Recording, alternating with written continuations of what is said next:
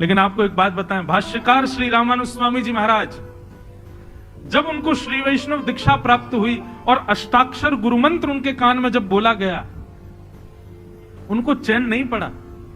18 बार गए और जाकर के गुरुदेव से पूछा कि इस गुरु मंत्र का अर्थ बताइए, मुझे इस गुरु मंत्र का अर्थ बताइए, इसकी व्याख्या कीजिए, इसका भाव बताइए। 17-18 बार बाद जब गुरुदेव ने व्याख्या की, हम लोगों ने आज तक ना जाने कितनी बार गुरु मंत्र किया होगा, लेकिन भाष्यकार श्री रामानुज स्वामी जी महाराज ने व्याख्या सुनकर के पहली बार जब अपने गुरु मंत्र का जाप किया, इतने में ही चंदन की सुगंधी आने लगी, कपूर केसर की सुगंधी आने लगी, दिव्य तेज आने लगा। तभी रामानुजाचार्य जी ने नेत्र खोल करके देखा तो एक बार के गुरु मंत्र के जाप से ही शंख चक्र गदा पद्मधारी श्रीमन नारायण उनके सामने प्रकट हो गए, केवल एक बार के गुरु मंत्र के जाप से। और उसके बाद रामानुज स्वामी जी ने उनको प्रणाम नहीं किया। भक्तमाल जी में श्री नाभा गोस्वामी जी कहते हैं, गोपुर हुए आरूढ़ उच्च स्वर मंत्र उच्चारो। श्री रंगम के गोपुरम पर चढ़ गए रामानुज स्वामी जी, और जिस गुरु मंत्र को दूसरे को नहीं बताना चाहिए, उस अष्टाक्षर गुरु मंत्र को जोर जोर से चिल्लाने लगे। सबने आकर के रोका, अरे क्या कर रहे हो, गुरु मंत्र गोपनीय रखा जाता है, सबको नहीं बताते हैं, आप पूरे दुनिया को चिल्ला के बता रहे हो। तो रामानुज स्वामी जी कितनी अच्छी बात कहते हैं, बोले जिस मंत्र से साक्षात भगवान के दर्शन हो जाते हैं उसको मैं गोपनीय नहीं रख सकता, इसको तो मैं पूरी दुनिया को सुना दूंगा, ताकि सबको ठाकुर जी का दर्शन हो जाए, ताकि सबको ठाकुर जी का साक्षात्कार हो जाए। ये कहते हैं ज्ञान युक्त भक्ति। हमारी भक्ति कैसी है, बस ऐसा कर दो, करना क्यों है ये नहीं पता। कहां तक कहें, हमारे बच्चों से आज आप पूछ लो होली क्यों मनाते हो, नहीं बता पाएंगे वो।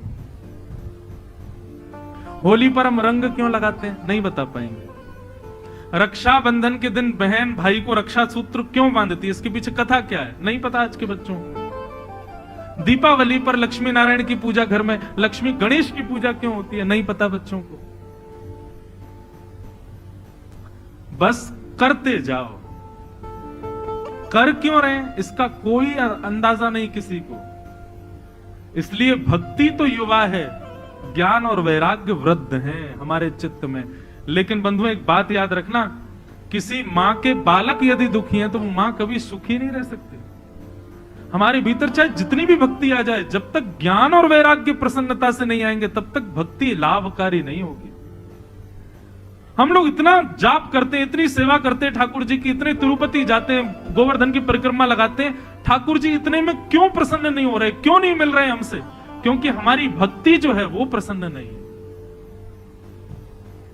इसलिए पहले भक्ति को प्रसन्न करो, और भक्ति प्रसन्न कब होगी, जब उसके दोनों पुत्र ज्ञान और वैराग्य ये दोनों हमारे चित्त में आएंगे।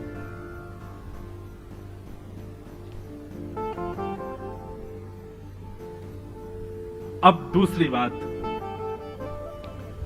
ज्ञान और वैराग्य है क्या? ज्ञान किसको कहते हैं? बोले जिसको बहुत नॉलेज होती है, जिसको पूरी रामचरितमानस कंठस्थ है, वाल्मीकि रामायण जो धर्राशय से बोलता हो, श्रीमद् भागवत के 18,000 श्लोक जिसको आते हो, श्रीमद् भगवत गीता के जिसको 700 श्लोक कंठस्थ हो, उसको ज्ञानी कहते हैं। जो थ्रू आउट संस्कृत में बोलता हो, थ्रू आउट इंग्लिश में बोलता हो, इसको हम ज्ञानी कहते हैं। हमारी नजरों में वो ज्ञानी, यदि हमारी नजरों में ये ज्ञानी, तो बहुत अच्छी बात है कि आज रावण नहीं है, नहीं तो हम सबसे पहले उसी को ही ज्ञानियों की पदवी दे देते। भाई इससे बड़ा ज्ञानी कोई नहीं है। रावण को बहुत ज्ञान था, रावण संस्कृत में बोलता था, और ऐसी संस्कृत बोलता था कि अच्छे अच्छे संस्कृतज्ञ भी उसके सामने चुप रहते थे। रावण का ज्ञान ऐसा था कि पूरा विश्व कैलाश जाता है महादेव का दर्शन करने, पर महादेव लंका जाते थे रावण को दर्शन देने, इतना ज्ञानी था। रावण का ज्ञान ऐसा था कि नारद जी कहते हैं कि जब रावण का काल चल रहा था तब मैं अपनी वीणा पर नारायण नारायण नहीं गाता था, रावण रावण गाता था। कुबेर रावण के यहां हाथ जोड़ के बैठे रहते थे।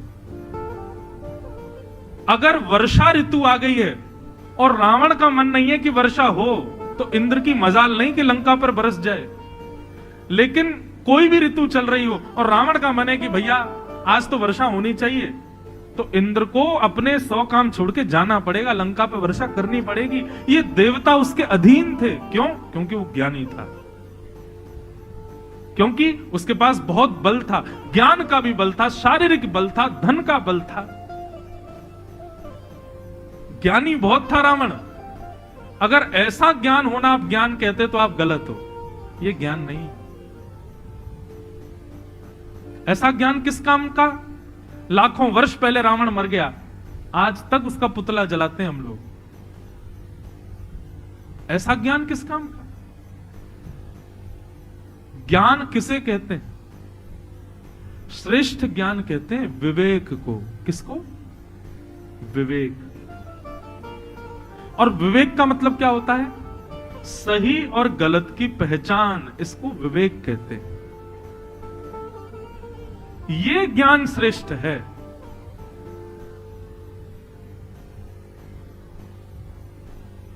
आज हमारे देश के प्रधानमंत्री हैं, उनसे ज्यादा पढ़े लिखे, उनसे ज्यादा डिग्रीज वाले लोग इस पंडाल में भी बैठे होंगे। ज्ञानी आप उनसे ज्यादा हो सकते हो, लेकिन विवेकी आपसे वो ज्यादा है, इसलिए पूरा देश चला रहे हैं।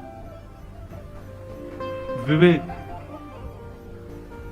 स्वामी विवेकानंद, उनका नाम नरेंद्र था, लेकिन विवेकानंद रामकृष्ण परमहंस ने रखा ही इसलिए क्योंकि वो ज्ञानी से ज्यादा विवेकी थे। क्या रावण को नहीं पता था कि सीता जी का हरण करना गलत है? पता था, उसको ज्ञान था, लेकिन विवेक नहीं था उसके जीवन में, इसलिए जानते हुए भी हरण करके लेके गया। अब बात आती है, महाराज जी ये विवेक ज्ञान कहलाता है, तो ये विवेक आता कैसे है? गोस्वामी तुलसीदास जी कहते हैं, बिनु सत्संग विवेक न होई, बिनु सत्संग विवेक न होई, राम कृपा बिन सुलभ न सोई, राम कृपा बिन सुलभ न सोई। बिनु सत्संग विवेक न होई। बिना ये जो आप और मैं कर रहे हैं सत्संग, इसके बगैर विवेक नहीं हो सकता। आप चाहे कितनी भी पोथी पढ़ पढ़ जगमुआ पंडित भया ना कोय, ढाई आखर प्रेम का पढ़े सो पंडित हो। आप कितना भी पढ़ लीजिए, पढ़ने से आप ज्ञानी बन जाओगे, लेकिन सत्संग से आप विवेकी बनोगे।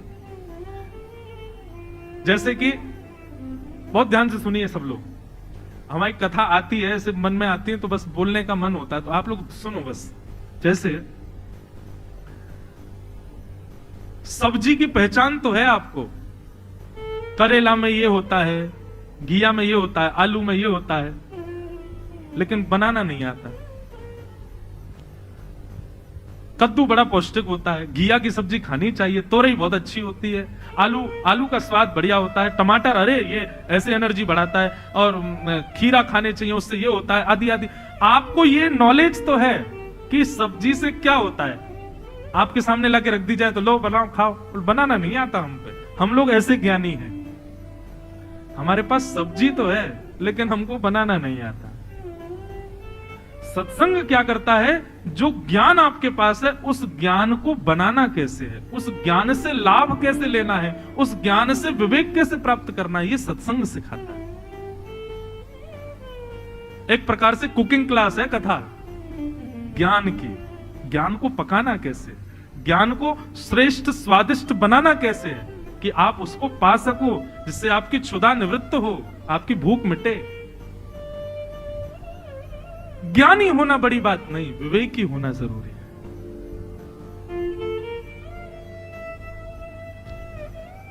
भक्ति में यदि ज्ञान रूपी विवेक नहीं होगा तो भक्ति आपको लाभकारी नहीं होगी।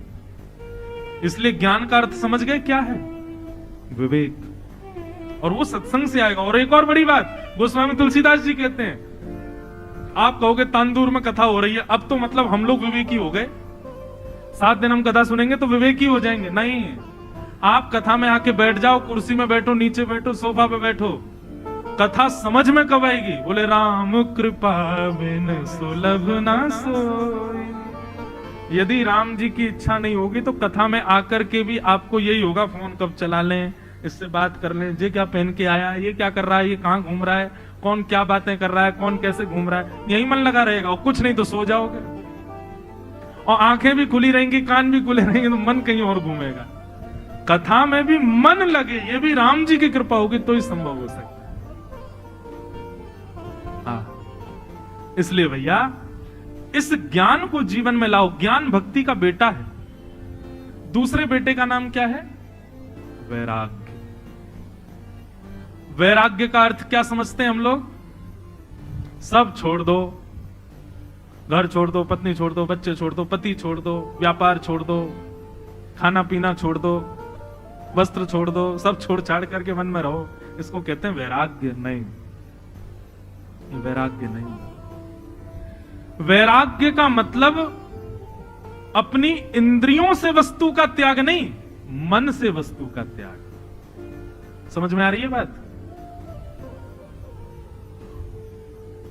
अभी नहीं आई समझ में, समझा दें थोड़ा और। वैराग्य का मतलब अपनी इंद्रियों से वस्तु छोड़ देना, यह वैराग्य नहीं होता। हम लोग कई बार अपनी इंद्रियों से, शरीर से वस्तु छोड़ देते हैं, लेकिन मन से नहीं छोड़ पाते। एक बार मैं एक जगह गया तो वहां एक महात्मा जी ने एक पर्दा लगा रखा था अपने आगे, और वहां लिखा था पुरुष लोग इधर से जाके महात्मा जी से मिल लो और माताएं बहनें पर्दे के पीछे रहना। सबको प्रणाम है, सबके भाव को वंदन है, लेकिन मैंने किसी से पूछा, मैंने ये पर्दा क्यों लगाया? बोले माताओं बहनों के लिए लगा रखा। मैंने क्यों? बोले महाराज जी का नियम है, माताएं बहनें भले ही उनको देख लें, वो नहीं देखेंगे किसी को। मैंने क्यों, माताओं को क्यों नहीं देखेंगे? बोले क्योंकि उन्होंने घर परिवार सब छोड़ा है ना, ब्रह्मचारी हैं, तो कहीं मन में विकार ना आ जाए। मैंने कहा तो ऐसा वैराग्य किस काम का कि आपने वस्तु को शरीर से तो त्याग दिया लेकिन मन से नहीं त्याग पाए। ऐसा वैराग्य किस काम का? आप व्रत तो कर रहे हो एकादशी का, व्रत तो कर रहे हो सोमवार का, लेकिन मन में यह हो रहा है कि कब मंगलवार आवे, कब व्रत तोड़ूं, कब खाऊं। तो व्रत किस काम का? व्रत का मतलब केवल शरीर से वस्तु त्याग देना नहीं होता, भोजन त्याग देना नहीं होता, मन में भी इच्छा प्रकट ना हो, वो वैराग्य। ब्रह्मचारी, दो प्रकार के ब्रह्मचारी होते हैं। एक ब्रह्मचारी कौन? बोले 35 तक प्रयास तो खूब किया कि शादी हो जाए, लेकिन 36 हो गई उम्र, 40 होने वाली है, अभी भी ब्याह नहीं हुआ, किसी ने पसंद ही नहीं किया, कोई अपनी बेटी देने को राजी नहीं। 40 की उम्र हो गई तो फिर बोले अब क्या करें? सुनो हमारे नाम के आगे ब्रह्मचारी लिख दो, बाल ब्रह्मचारी। बाल्यपन से ब्रह्मचारी हैं, इन्होंने ब्याह ही नहीं किया। प्रयास करने के बाद भी सफलता ना मिलने पर अपने आप को ब्रह्मचारी कहना, एक तो ये होते हैं। और एक अखंड सुंदरी नारियों के मध्य में बैठ करके भी अपने मन पर वश पा करके कहे कि मैं ब्रह्मचारी हूं। कौन श्रेष्ठ है? वस्तु चारों तरफ हो और फिर भी मन को वशीकृत करे, वो वैरागी। वस्तु छोड़ दे, पानी की इच्छा तो बहुत थी, ना मिलने पर उसको छोड़ दे और फिर कहे कि मैं वैरागी, ये वैराग्य श्रेष्ठ नहीं। मेरी दृष्टि में जो सब छोड़ के वन में चला गया वो वैरागी नहीं, सबके बीच में रहते हुए भी मन से वन में है, वो वैरागी है, वो विरक्त है, वो श्रेष्ठ है। इसको कहते हैं वैराग्य। ये भक्ति के दो पुत्र हैं, ज्ञान और वैराग्य। इनका जीवन में होना बहुत जरूरी है, तभी आपकी भक्ति लाभकारी होगी। नहीं तो आप कितनी भी मालाएं फेरते रहो, भक्ति प्रसन्न नहीं होगी तो ठाकुर जी भी प्रसन्न नहीं हो पाएंगे। भागवत जी यही करती हैं बंधुओं, भक्ति सिखाने का विषय नहीं, भक्ति सबको आती है। एक नास्तिक व्यक्ति भी जब भयावह कोई दृश्य आता है, वो भी हे भगवान, ओ माय गॉड, उसके मुख से भी भगवान नाम तो निकल ही जाता है। मतलब भक्ति नहीं सिखानी है, सिखाना ज्ञान और वैराग्य है, ताकि भक्ति प्रसन्न हो, और वो श्रीमद् भागवत करते। ज्ञान और वैराग्य कैसे दोनों युवान हों। नारद जी महाराज से प्रार्थना की। श्री नारद जी महाराज ने कहा, भक्ति महारानी तुम चिंता मत करो, मैं कोई उपाय ढूंढता हूं तुम्हारे ज्ञान और वैराग्य को युवा करने का। नारद जी महाराज भ्रमण करते हुए बद्रीनाथ गए। बद्रीनाथ में भगवान के प्रथम अवतार सनक सनंदन सनातन सनत कुमारों से मिले और उनसे जाकर के कहा, महाराज भक्ति के पुत्र ज्ञान और वैराग्य युवा कैसे होंगे। तब सनत कुमारों ने एक बहुत सुंदर युक्ति बताई। क्या कि सत्कर्म सूचको नूनम ज्ञान यज्ञ स्मृतो बुधई श्रीमद्भागवतालाप सतु गीत सुकादिभिः। हे नारद जी, आप यदि भक्ति के पुत्रों को युवान करना चाहते हो तो एक ही सत्कर्म कर सकते हो। क्या? बोलो, श्रीमद् भागवत की कथा कराओ। श्रीमद् भागवत की कथा होते ही ज्ञान और वैराग्य तुरंत युवान हो जाएंगे। नारद जी महाराज हंसने लगे। क्यों? बोले, महाराज मैंने भक्ति के पुत्रों को वेद सुना दिए, ऋग्वेद, यजुर्वेद, सामवेद, अथर्ववेद। मैंने गीता का पाठ सुना दिया, मैंने उपनिषदों का पाठ सुना दिया। जो काम वेद नहीं कर पाया, उपनिषद नहीं कर पाया, गीता जी नहीं कर पाई, वो काम भागवत जी कर देंगे। कोई नापतोल वाली बात नहीं है, सब अपनी जगह श्रेष्ठ हैं। लेकिन यहां पर सौनकादि ऋषि कहते हैं, नारद जी वेद वृक्ष हैं और श्रीमद् भागवत उस वेद रूपी वृक्ष का फल है। भूख लगने पर वृक्ष नहीं खाया जाता, फल खाया जाता है। जन्म फल को वृक्ष ही देता है, रस फल में वृक्ष से ही आता है, फल को फल वृक्ष ही बनाता है। लेकिन जो काम फल करता है वो वृक्ष नहीं कर पाता। यदि आप चाहते हो कि ज्ञान वैराग्य पुष्ट हो तो वेद काम नहीं कर पाएंगे, वेदों से उत्पन्न होने वाली श्रीमद् भागवत करेगी।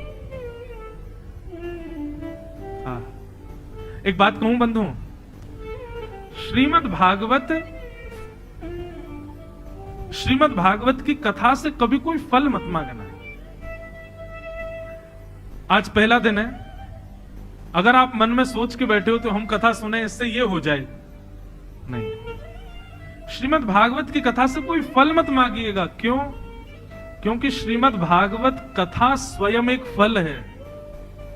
आपके तांडूर में ये कथा हो रही है, सारड़ा परिवार के द्वारा हो रही है, आप सब लोग इस कथा को सुन रहे हो, ये आपके पूर्व के किए सत्कर्मों का फल ही मिल रहा है आपको।